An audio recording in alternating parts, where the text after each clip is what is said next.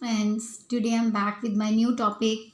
मैंने अपनी previous video में आपको कहा था कि हम यूनिट्स को डील करेंगे। यूनिट्स में मैंने फंडामेंटल क्वांटिटीज़ तो आपको समझा दी थी, बट ड्राइव्ड हमारी पेंडिंग थी। Here I am with my promise, अपना फोर्थ टॉपिक लेके, that is the derived quantities और कुछ उनके रिलेशंस अनदर यूनिट्स के साथ। हाउ? फर्स्ट ऑफ ऑल हमें पता होना चाहिए फिजिकल क्वांटिटीज या फंडामेंटल या ड्राइव्ड क्वांटिटीज़ होती क्या हैं। फिजिकल क्वांटिटीज़ बेसिकली वो क्वांटिटीज़ होती हैं जिनको हम इजीली कहीं से भी डायरेक्टली और इनडायरेक्टली जब भी हम फाइंड आउट कर सकें, this quantity falls in this category which is named as a physical quantity. इसी के आगे हम ब्रांचेस कह सकते हैं। एक फंडामेंटल कैटेगरी होती है, अनदर इज ड्राइव्ड क्वांटिटी। नाम से पता है ड्राइव जो किसी की हेल्प से बन रही हो। How? The very first is the area.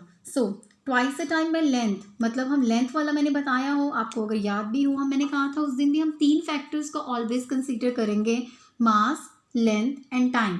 Similarly मैंने लेंथ के दो फैक्टर्स लिए हैं, अगर मैं लेंथ के दो फैक्टर्स को मल्टीप्लाई करूं तो मेरे पास एरिया आएगा। It is derived from fundamental terms, they comes under the category of the derived quantities.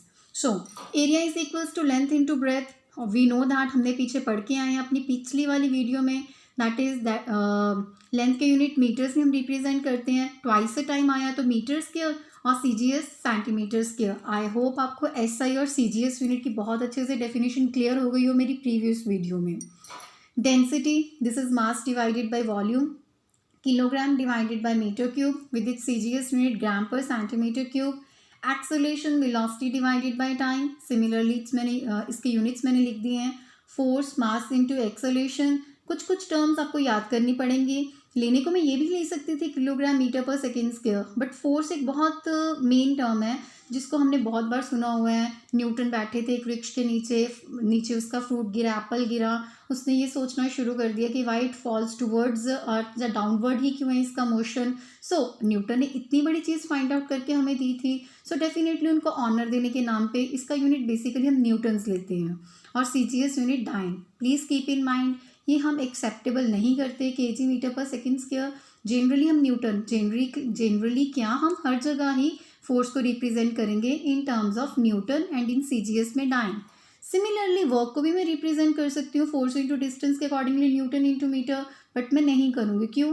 क्योंकि वर्क को हमें जिसने ओरिजिनेट करा था उस टर्म को, that is name of the scientist is joules. That's why हम उन्हीं के नेम पे उनको ऑनर देने के लिए लेते हैं। It is represented with J, having CGS unit ERG, ERG.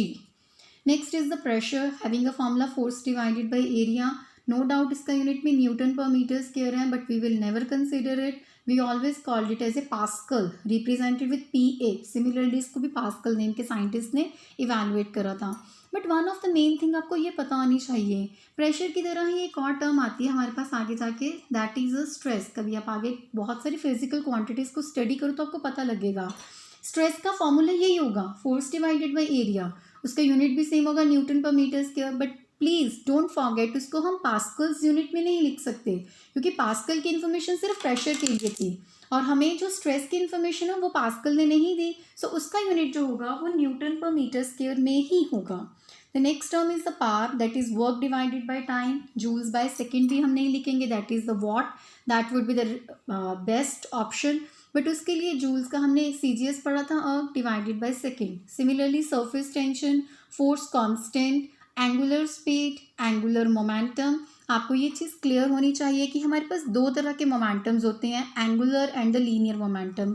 Let me clear here, आपको कोई भी फिजिकल क्वांटिटी की डेफिनेशन ना पता हो, उसकी यूजेज ना पता हो, यू कैन इनबॉक्स में, I will definitely detailed it. मैंने पहले दिन क्लियर करा था, मेरा फोकस बहुत थ्योरी पढ़ाने पे नहीं है, थ्योरेटिकल चीज़ें हमें बुक्स में से मिल जाती हैं। मेरा बेसिक पर्पस है आपको सम अप करके बेसिक चीज़ें जो हमारी टिप्स पे होनी चाहिए, that I am telling you. But फिर भी किसी को डिटेल चाहिए होगी, you are always welcome to ask.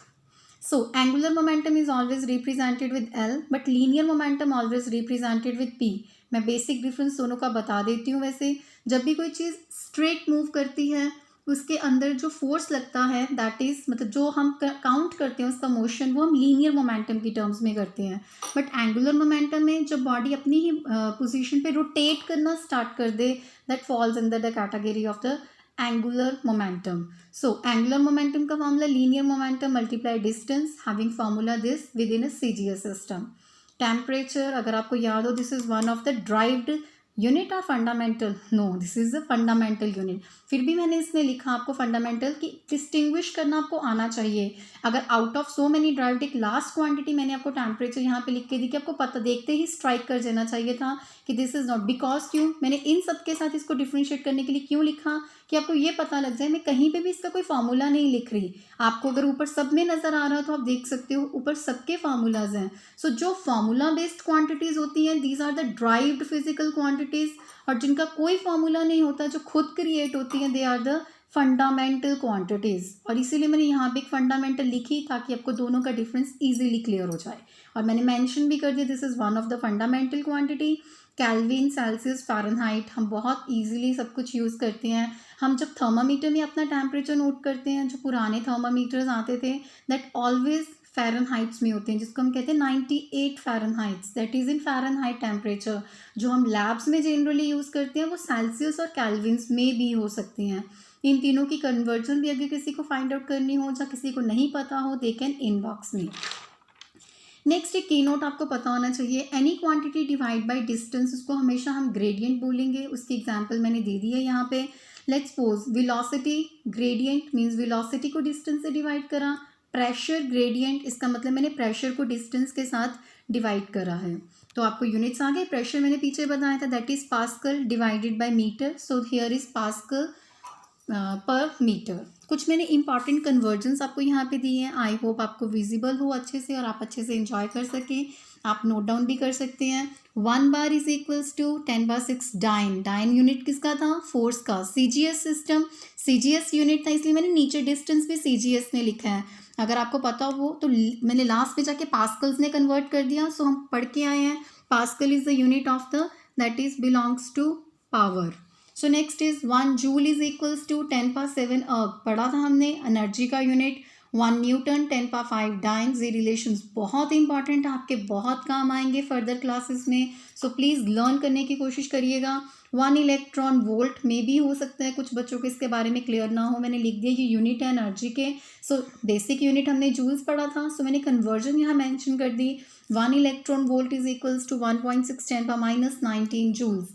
पता होना चाहिए जब भी किसी टर्म की पावर को हम यहाँ पे मेंशन करते हैं this is called as order. Like suppose ये इक्वेशन लिखी हुई है, मैं किसी से पूछूं इस टर्म में ऑर्डर कितना है, you will say this is -19. Please represent it symbol, is it positive और negative. The fifth one 1 kilowatt hour is equals to unit of energy 1 kilowatt hour. This is another kilowatt hour energy का unit होता है. 1 horse power unit of power 1 HP represented with HP 746 watt kilometre per hour. Velocity conversions ये तो हम बहुत lower standard से पढ़ते आए हैं. डिग्री रेडियन एंगल के यूनिट हैं. अगर आपको पता हो तो मैंने पीछे पढ़ाया था. सप्लीमेंट्री कैटेगरीज 2 कैटेगरीज में आके कैटेगराइज्ड होती है, plane angle and the solid angle. And this is the unit for both, either for the plane and for the solid. Next 1 bar that is metre square. It means obviously area से represent होंगे. Next 3 नई quantities मैंने यहाँ पे लिखी हैं. हो सकता है आपने कभी ना सुनी हो, या सुनी हो तो भूल गए हो, और अगर याद है तो well and good, you are very intelligent. 1 astronomical unit. Astronomical unit होता क्या है? जो हम डिस्टेंस कैलकुलेट करते हैं अर्थ से सन के इन बिटवीन, उसको हम एस्ट्रोनॉमिकल यूनिट बोलते हैं. और 1 astronomical unit is equals to 1.5 × 10⁻11 metre. Next 1 light year. Light year जब भी हम लाइट को छोड़ देते हैं स्पेस में, जब वो स्पेस में जाके घूम के वापस आएगी, कितना टाइम लेती है लाइट स्पेस में ट्रेवल करने में, that total distance is named as light year. And 1 light year is equals to that much metres. ये हम प्रॉपर कैलकुलेट करते हैं विथ नॉर्मल रिलेशन. जो हमारे पास नॉर्मल वेलोसिटी का हमने वेरी फर्स्ट वीडियो में पढ़ा था, distance divided by time. Distance हमने कैलकुलेट करना है, वेलोसिटी इनटू टाइम. लाइट की वेलोसिटी की आपको बेसिक स्पीड पता होगी 3 × 10⁸ मीटर पर सेकेंड. हम अगर साइंस पढ़ रहे हैं तो स्पेसिफिकली फिजिक्स, तो प्लीज़ यूनिट्स को कहीं पे भी मत छोड़िएगा. और सिमिलरली टाइम, मैंने कहा कि 1 ईयर की हम ईयर लिख रहे हैं हम यहाँ पे, तो ईयर की बात करेंगे तो 365 डेज इंटू 24 आवर्स लेता है 60 मिनट्स एंड 60 सेकेंड. अगर आप मल्टीप्लाई करके फाइंड आउट करोगे you will get this answer easily. और ऊपर मैंने रिलेशन लिखा लाइट ईयर का एस्ट्रोनॉमिकल यूनिट के साथ। And the last term here is 1 parallactic second. आपको साउंड करनी भी आनी चाहिए हर चीज़, सिर्फ अगर हमें प्रोनाउंसिएशन क्लियर नहीं होगी तो हमें कोई भी चीज़ सीखने का कोई फ़ायदा नहीं है। 1 पैरालिक्टिक सेकेंड। पैरालिक्टिक सेकेंड होता क्या है, हम देख रहे हैं आजकल हमारा स्काई बहुत क्लीन है ड्यू टू नो पोल्यूशन। सो दो स्टार्स के बीच में जो हम डिस्टेंस कैलकुलेट करते हैं, this represented in the unit of parallactic second. And 1 paralictic second is equals to 3.1 into 10 power 16 meter. So here I am with few important conversions. अगर मैं physics की बात करूँ, physics is very wide, there are lot of units there, lot of conversions there, but still अगर आपको कोई specific topic चाहिए हो, स्पेसिफिक कन्वर्जन्स चाहिए हो, you are free to message me. I hope you enjoy this video, आपको कुछ learn करने के लिए भी मिला हो। Thank you so much. Please अगर आपको ये अच्छी लगी हो, do subscribe, do like and do share. Thank you.